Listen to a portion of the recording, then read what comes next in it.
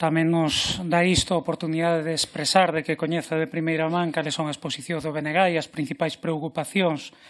que achamos que ten a cidadanía da Galiza en relación cos asuntos aquí abordados. Vostede comezou por facer unha defensa da necesidade de combater o cambio climático, a mudanza climática. Entendo que deba facelo, mas a mí dame a impresión, máis ben teño a certeza, de que esta xente que está no centro, máis ideolóxicamente está na ultradereita, e aquela que está á esquerda, máis que ideolóxicamente está na dereita ultra, non lle van facer absolutamente ningún caso. Creo que é bastante inútil que vostede lles explique isto, porque non o van a entender ou non van querer entendelo. Son negacionistas, non só do cambio climático, sino de moitas outras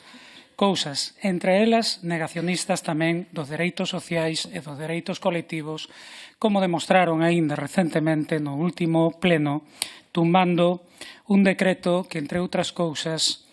incluía medidas de protección dos sectores máis vulneráveis, incluía a suba das pensións ou incluía a suba do salario mínimo dos abonos ao transporte. E deste lado estamos forzas políticas que creo que non precisamos de ser convencidos sobre a necesidade de combater o cambio climático. Por lo menos o BNG non. Mas o que sí é verdade é que temos unha visión moi diferente de como facelo. Non discrepamos profundamente de como está actuando este goberno en relación coa transición ecolóxica, coa transición enerxética, porque entendemos que se fai cunha perspectiva social que é ineludível, porque senón é terriblemente inxusta, hai que adoptar decisións doutro tipo. Vostedes non cuestionan o modelo de produción de enerxía, e máis, facilitan que siga estando ao servizo das grandes corporacións enerxéticas. Nos apostamos porque pode haber un sector enerxético público nacionalizando as grandes enerxéticas, porque se a enerxía é un ben esencial, estratégico para o desenvolvemento social, pois debe estar baixo control público. Pero mesmo que isto non fose así, poderíase producir unha mudanza na regulación do sector eléctrico que favorecese os intereses públicos e comuns en vez das grandes empresas, e poderíase ir tamén a un modelo de produción de xeración de enerxía diferente, en vez de concentrado, un modelo de xeración distribuída que a menor escala producise máis próximo dos centros de consumo e, por tanto, tamén diminuindo non só os impactos, sino a perda de enerxía que se produce no transporte. Sería bastante máis sustentable. E, lóxicamente, apoiando tamén todas as fórmulas de xeración colectiva ou de autoconsumo de maneira máis importante, de maneira máis eficaz. E non tanto vostedes o que fan é facilitarlle as cousas ás grandes empresas enerxéticas. Deciden que hai determinadas zonas do Estado español que se deben especializar na produción de enerxía, aí é onde se implantan os grandes parques eólicos, aí é onde se implanta a eólica mariña, aí é onde estaban xa implantadas os grandes saltos hidroeléctricos, as grandes centrales hidroeléctricas ou onde mesmo tamén había térmicas. É o caso de Galiza, isto que os técnicos chaman zona de sacrificio e que nós, como teño explicado moitas veces no Bloque Nacionalista Galego, chamamos con máis precisión política colonialismo, expoliación colonial no noso país. Porque eu voulle dar algúns datos e vostede verá como en absoluto se xustifican algunhas decisións que adoptou este goberno para facilitar que se implanten na Galiza máis proxectos de enerxía eólica. Neste momento temos alrededor de 300 e con máis facilidades. Por exemplo, vostedes no Real Decreto Lei 2022 suprimiron controis que creo que eran absolutamente necesarios, como a necesidade dunha declaración de impacto ambiental ou mesmo a necesidade de exposición pública e, por tanto, tamén a posibilidade de que as persoas afectadas fixesen alegacións aos proxectos eólicos nun país que ten de zona natura, porque vostede falaba disto tamén, só 11%, cando a media do Estado español está aproximadamente no dobre e cando comunidades como a de Madrid pois a cuadriplican na práctica. E eu podo asegurar que se non temos máis valores ambientais que pode ter a Comunidade de Madrid, non vou entrar nese debate. O que sí é verdade é que non temos menos. Creo que non temos menos. Entón, hai decisións políticas que adoptou fundamentalmente o Partido Popular para favorecer a implantación de grandes parques eólicos destruindo non só o medio ambiente, senón tamén o sustento, a forma de vida de moitas persoas no sector agrario, no sector gandeiro, agora ameazado tamén no sector pesqueiro, destruindo o patrimonio e afectando de forma decidida o noso país. E por qué? Galiza ten unha produción de enerxía eléctrica anual en 2023 de 24.000 xigavatios hora.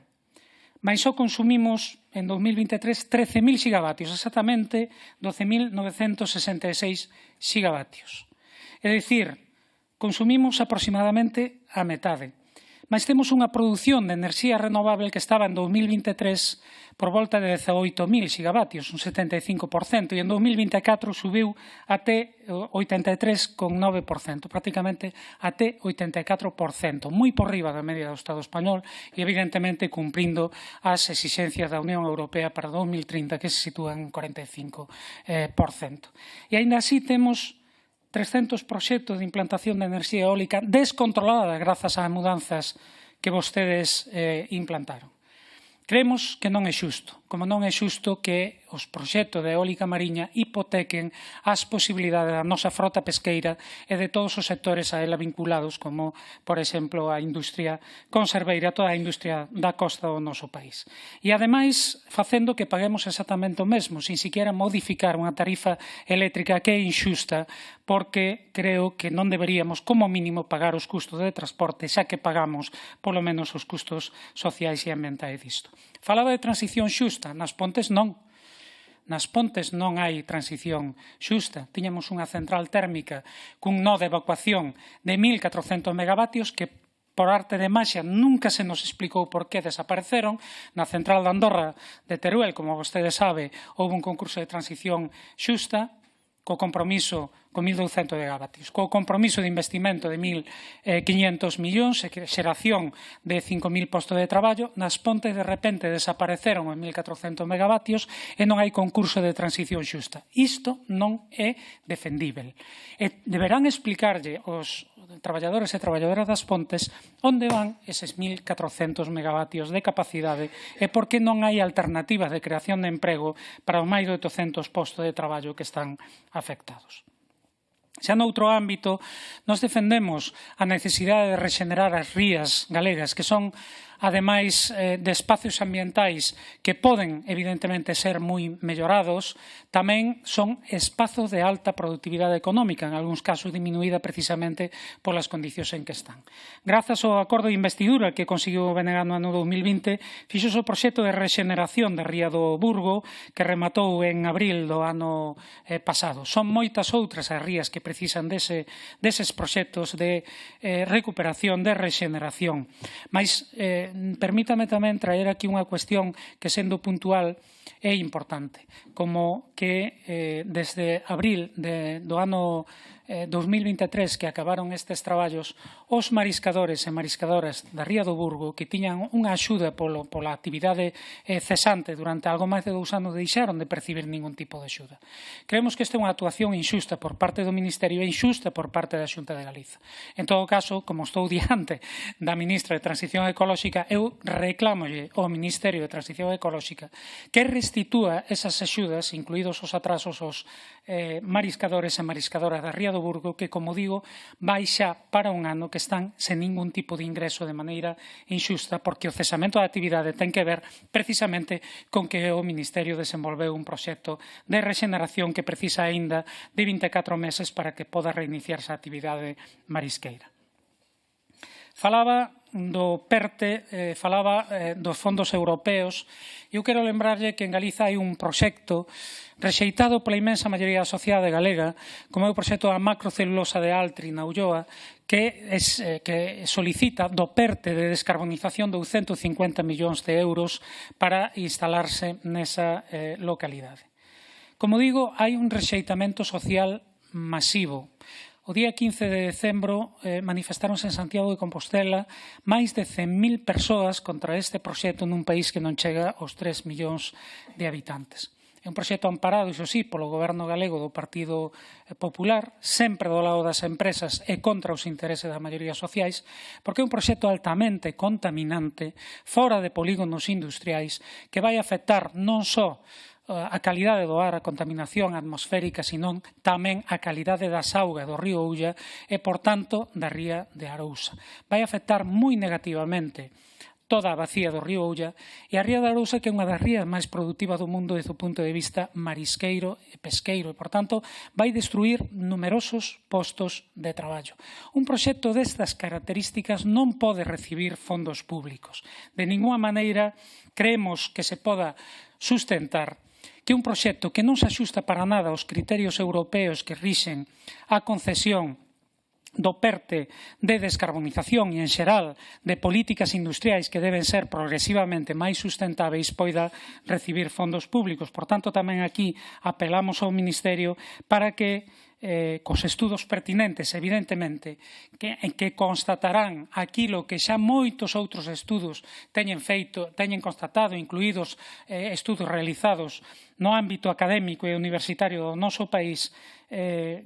fica claro que é un proxecto altamente contaminante que vai, ademais, afectar aínda máis a perda de biodiversidade polo incremento da eucaliptización nun país que xa ten prácticamente moitas zonas monocultivo de eucalipto. Por tanto, unha vez máis, o BNG di altri non e reclamamos ao Goberno que acompañe a maioría social galega que quere que non se implante esta industria contaminante na Galiza. E, por último, en relación con un proxecto industrial que é chave para o noso país,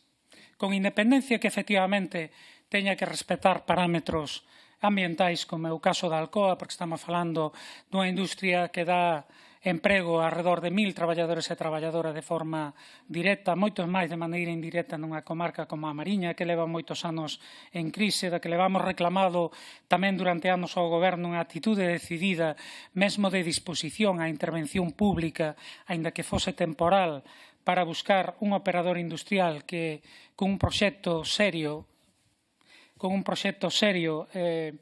fose capaz de manter a actividade e os postos de traballo na Mariña. Sorpréndenos que o pasado día 21 o Ministerio de Industria, non o Ministerio de Transición Ecolóxica, é verdade, mas en todo caso o seu goberno, asinase de costas aos traballadores e traballadoras coa empresa e coa Xunta de Galiza un memorando de entendimento que, entre outras cousas, incumple os compromisos que a empresa ten asinado cos traballadores e traballadoras en relación cos investimentos necesarios que, ademais, teñen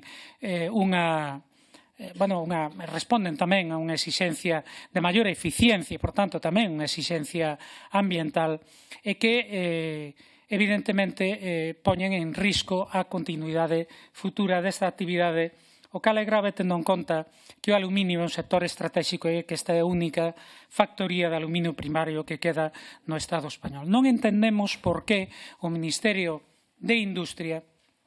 asina un memorando coa empresa que lle permite renunciar ao cumprimento dos compromisos de investimento, por exemplo, a construción dun novo forno de ánodos a Alcoa, en vez de exixir, que debería ser a actitude da Administración Pública, que a empresa cumpla estritamente todo aquilo ao que se comprometeu, comezando polo acordo asinado cos traballadores e traballadoras. Por lo tanto, gustaríanos que nos explicase esta actuación do Goberno español e, ao mesmo tempo, tamén que fixese algunha alusión á disposición que pode ter o Ministerio para sacar adiante medidas que vayan na liña de garantir a continuidade da actividade de Alcoa na Mariña, tendo en conta que é unha industria hiperelectrointensiva, a modificación do Estatuto do Consumidor Electrointensivo ou o incremento até o límite permitido pola Unión Europea, e estamos aínda moi lonxe das compensacións por CO2. Creemos que isto é o mínimo que debe facer o Goberno, tendo en conta a situación de Alcoa e a súa relevancia na Galiza e mesmo no conxunto do Estado español.